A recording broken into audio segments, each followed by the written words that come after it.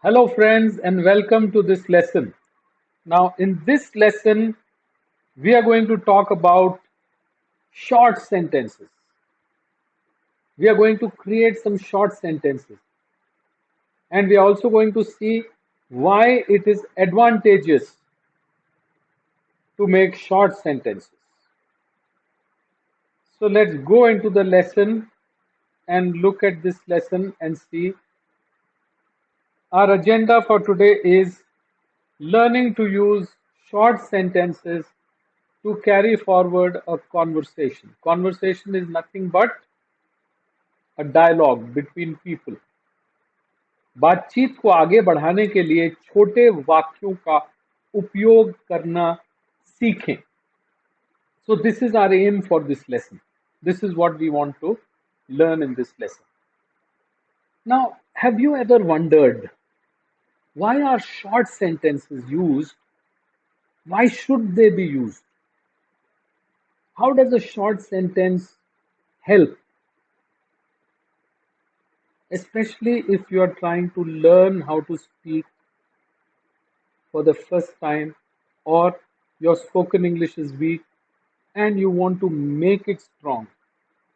So, if you want to make it strong, do not try to make very long sentences, because the longer the sentence, the more difficult it would be for you to put your thought into words. Number one.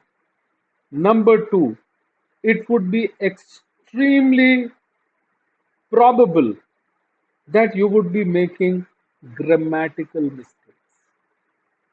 So, my dear friends, short, simple sentences are the way to go.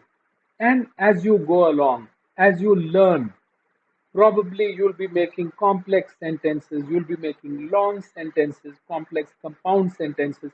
All that is going to happen eventually. But we should start with short and simple sentences. That is why it said keep it short and simple. KISS. So, when we use short, simple sentences, then we are able to offer facts in a very easy to understand manner. So, your short and simple sentences may be easily understood by your audience, whosoever your listener is. तथ्यों को प्रस्तुत करने के लिए अक्सर छोटे छोटे सरल वाक्यों का उपयोग किया जाता है ताकि पाठक उन्हें आसानी से समझ सके. पाठक ही नहीं, श्रोता भी उन्हें आसानी से समझ सके. जब हम छोटे वाक्यों में कोई बात करते हैं तो वो बात जिसे हम देते हैं, जिसे हम बताना चाहते हैं, उसके लिए वो आसान हो जाती है. Friends, if you look at a big piece of roti, a big roti, now what do? You break it into small pieces, bites. Whatever you want to have, you take mouthfuls. Short sentences are like that. They give you the data or thought or idea in short mouthfuls, which the mind can easily chew, the mind can easily digest. So, if you understand how to do this, this is going to help in a very big way. Now, let's see. If I'm using a couple of short sentences, then these sentences will lead my audience to the main point in a very nice way. If I use a longer sentence, it may get lost. I may go all around my main point without getting to it. So it may also distract my reader because it will bury the main point. The main point will get buried somewhere in unnecessary words, unnecessary expressions. So when you speak in short sentences, it also improves the readability of a sentence and the hearability. So the person who hears it feels a little easier for it to sink in. He feels that it is sinking in a much easier manner, and he's able to follow. Okay, this, okay, this, okay, this. So that way, short sentences are very, very helpful. छोटे वाक्य लिखने के कारण छोटे वाक्य आपके मुख्य बिंदु तक एक सीधा रास्ता प्रदान करते हैं. So they take you straight to the main point. Main point is मुख्य बिंदु. एक लंबा वाक्य पाठकों का ध्यान भटकाएगा और आपकी मुख्य बात को अनावश्यक शब्दों में दबा देगा. So your main point will get buried. Buried. It won't be visible. It won't be evident. It won't be clear. छोटे वाक्य पठनीयता में सुधार करते हैं. So they improve the readability of something. So my dear friends, we all know that there are 3-4 types of sentences. So let's look at these sentences, and then I have an exercise also for you towards the end. So a simple sentence is a sentence that has a complete thought, that can stand on its own. This is also known as an independent clause. So the sentence may be a small sentence and it is known as an independent clause. So there are different types of sentences and subjects and verbs in the clause, the way they are used. So a basic simple sentence, I can say, I'm going for a bath. I'm going for a swim. I'm going for a walk. I'm going for a run. So this is a simple sentence. A complete thought is contained in this independent clause. And there is a subject, there is a verb.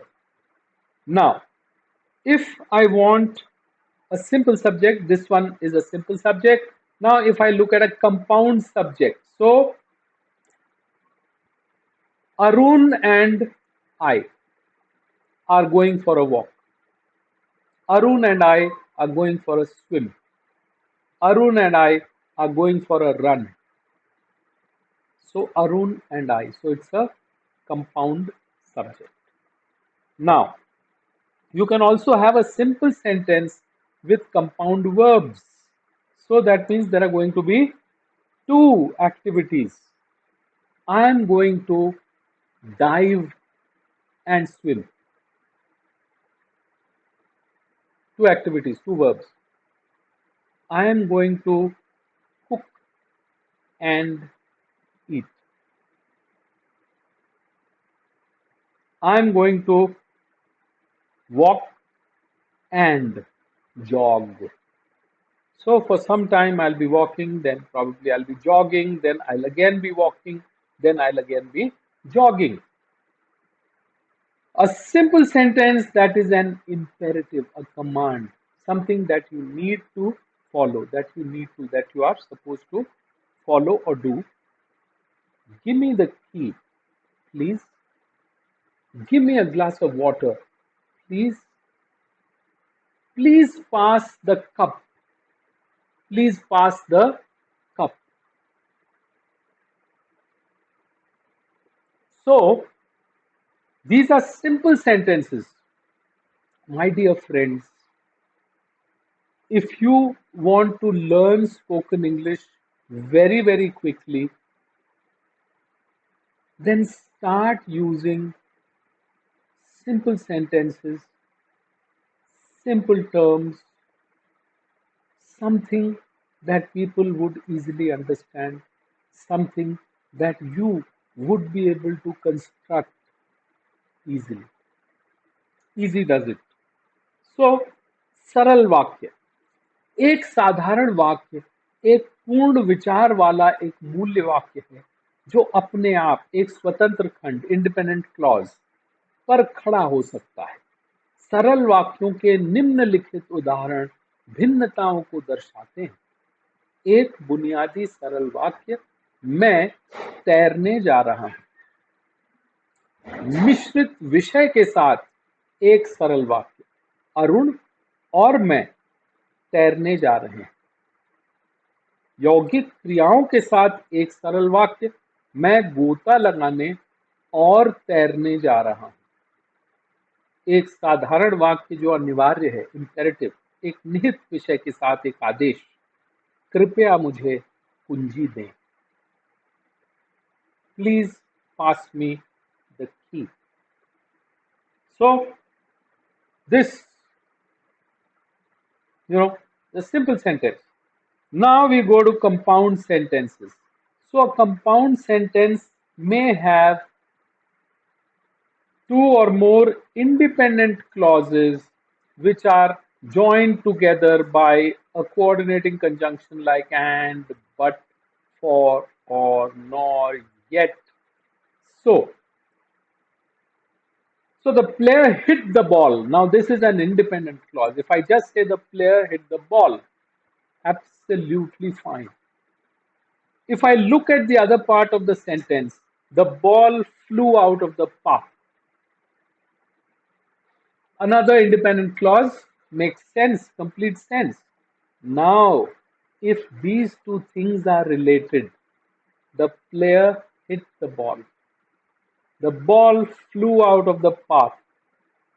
So, if the ball flew out of the park because the player hit the ball, then I'll just add this coordinating conjunction and here. The player hit the ball and the ball went out of the park.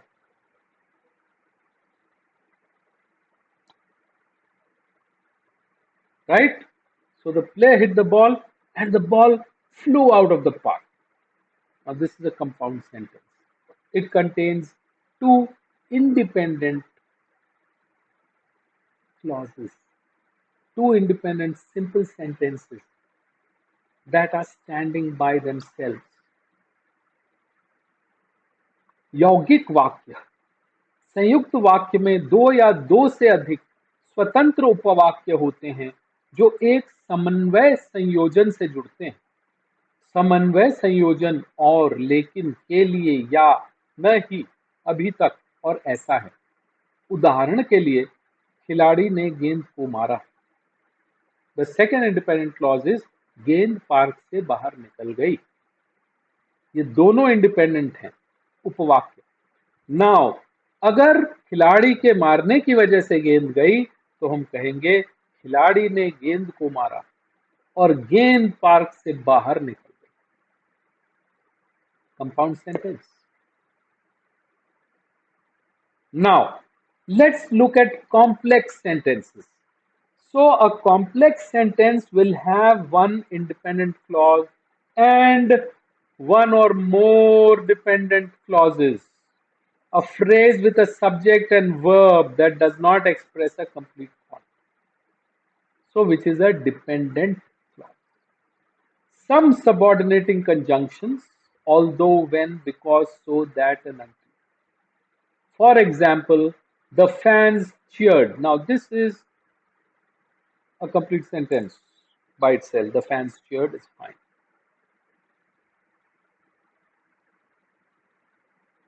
Absolutely okay. The fans cheered. So, you have to look for the independent clause now. Where is the independent clause? The independent clause is the player hit the ball. So, don't think the independent clause will always come in the beginning. It can come in the beginning. The player hit the ball and the fans cheered. But here the fans cheered. Cheered what? What?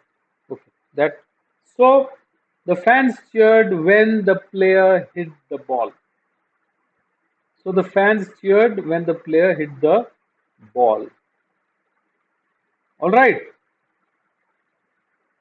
जटिल वाक्यों में एक स्वतंत्र खंड और एक या एक से अधिक आश्रित खंड होते हैं। एक विषय और क्रिया के साथ एक वाक्यांश जो एक पूर्ण विचार व्यक्त नहीं करता है एक अधीनस्थ संयोजन से जुड़ा हुआ है।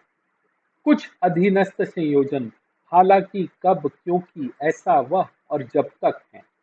उदाहरण के लिए, जब खिलाड़ी गेंद को हिट करता है तो प्रशंसक खुश हो जाते हैं। तो इफ यू जस्ट से प्रशंसक खुश हो जाते हैं, द फैंस चीयर्ड, तो आप कहेंगे क्या, व्हाट, कब, क्यों, कैसे खुश हो जाते हैं। सो अगर आप कहते हैं खिलाड़ी गेंद को हिट करता है, यहाँ बहुत प्रॉब्लम है, हिंदी ट्रांसलेशन में बहुत प्रॉब्लम है। So the player hit the ball is a complete sentence, independent clause. The fans cheered. What did they cheer? When did they cheer? Where did they cheer? What? So there is something else on which this thing is dependent. So the fans cheered when the player hit the ball. All right. So friends, now let's look at compound complex sentences. So a compound complex may have multiple independent clauses and at least one dependent clause. So let's see. When the player hit the ball, so the player hit the ball, the fans cheered is the dependent one. The ball flew out of the park, two independent clauses. The player hit the ball. The ball flew out of the park, two independent clauses. Dependent clause, the fans cheered. So now when the player hit the ball, the fans cheered and the ball flew out of the park. So again we have used, now here this is the dependent one, and we can add just these two also if we want. When the player hit the ball flew out of the park, or the player hit the ball and the ball flew out of the park. So you see how you can play around with the construction. Now friends, I'm going to give you one very important tip, and that tip is, unless the thought or action or idea that you want to convey is clear in your head, it will never be clear in your speech or writing. So this is very important. So first you have to have clarity on what you want to say. My dear friends, most of the time we end up going round and round in circles. We end up not being specific. We end up not being clear because the thought or idea that we want to convey is not clear in our mind. This nobody is going to teach you. This nobody is going to tell you that first have clarity here, then there will be clarity in your speech, then there will be clarity in your writing. So this is very important, and you need to actually understand the great importance of this thing. So this is something that you have to start working on from today. Every time you want to say something, every time you want to write something, every time you want to convey something, ask yourself, am I clear in my mind about what I want to convey? If you are not clear, my dear friends, then take up a piece of paper and write down your thoughts. Make a diagram. Do whatever you want to do, but clarify your thought before you express. And that is the key to great communication. Great communicators always use this, and this always works for everyone. All right? Now, यौगिक जटिल वाक्य। यौगिक जटिल वाक्यों में कई स्वतंत्र खंड होते हैं और साथ ही साथ कम से कम एक आश्रित खंड भी होता है।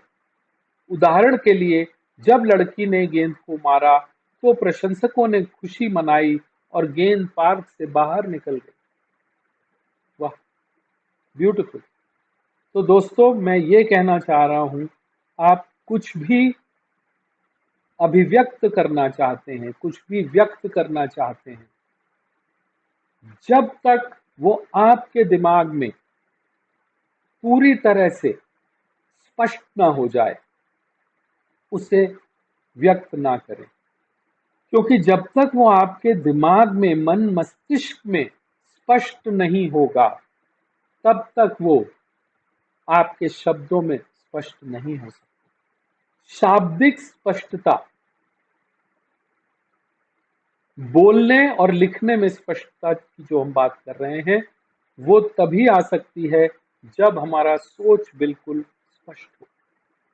हम क्या कहना चाहते हैं, क्या बताना चाहते हैं, क्या समझाना चाहते हैं, क्या करवाना चाहते हैं, जब ये हमारे दिमाग में स्पष्ट और साफ होगा, तो हमारी वाणी में भी वो शुद्धता आएगी, वो स्पष्टता आएगी, और हमारे लेखन में भी सुधार होगा, और वो स्पष्टता और वो शुद्धता आएगी। So, my dear friends, this is the lesson for the day. Now, I will take you to the exercise for the day. So, after the lesson, we've got an exercise for you, and we finish the lesson now, and we'll do the exercise. All right, I'll see you in the exercise. All right, friends, welcome to this exercise. Now, in lesson 3, this exercise is nothing but a comprehension passage. Now, it's very, very important to be able to comprehend English, understand English, listening and understanding, reading and understanding, being able to answer questions. So, this is a very, very important thing. So, this is something that you've got to start practicing now in order to become an expert in English, in order to learn how to write, how to speak English well. Now, I'm going to read out this passage for comprehension, and then there are questions towards the end. Passage. As we walked back to the long house, Chabok, who was in front of me, suddenly stopped on the track and raised his blowpipe, quickly inserting a dart into the mouthpiece and packing the end with a small twist of raw cotton. To one side and above him, about 12 meters away, a squirrel was scampering on a branch. I wanted to see Chabok bring it down with a dart, but at the same time, I had an almost uncontrollable urge to cry out and frighten the animal away. It seemed such a small squirrel. Chabok aimed his blowpipe, and I felt myself holding my breath until he shot.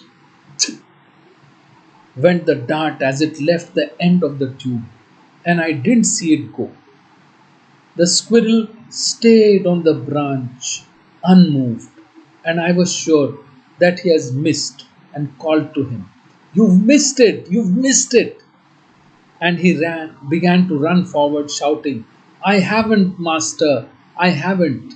I haven't!" And as he ran, the squirrel toppled over like a rag doll and hit the ground with a soft thud.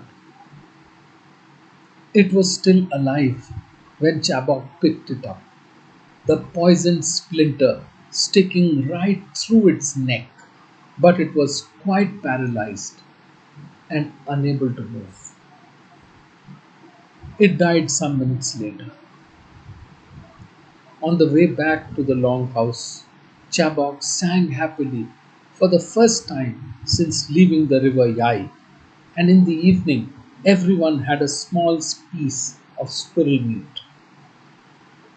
My own piece, no more than a mouthful, tasted like stringy rabbit. The Temyar blowpipe is normally some 2 meters long and made from one single length of bamboo. It has a slender inner tube inside the outer covering so that one length warps against the other and it always remains true.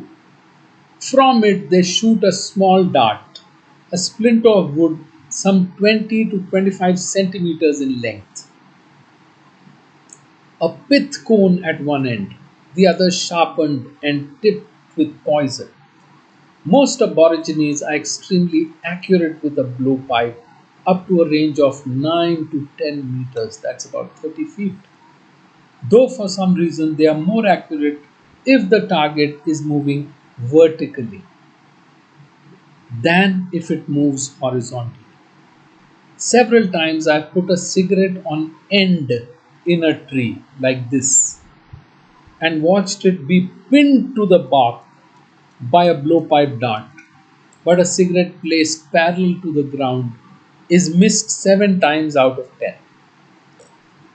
The poison with which these darts are smeared is a mixture of poisonous saps from jungle trees and creepers. The sap is tapped from the trees and creepers with knives and is collected in small bamboo cups. This is then stirred together and boiled. The darts are dipped in the boiled mixture and allowed to dry in the sun. Any surplus is left to cool and solidify, and it can then be stored away for a considerable period, allegedly as long as 2 years. When next needed, it is soaked in fresh water, reboiled.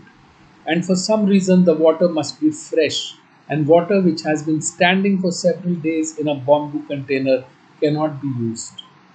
The strength of the poison can be varied according to the strength of the mixture. Usually, the tips of these darts are one of three colors.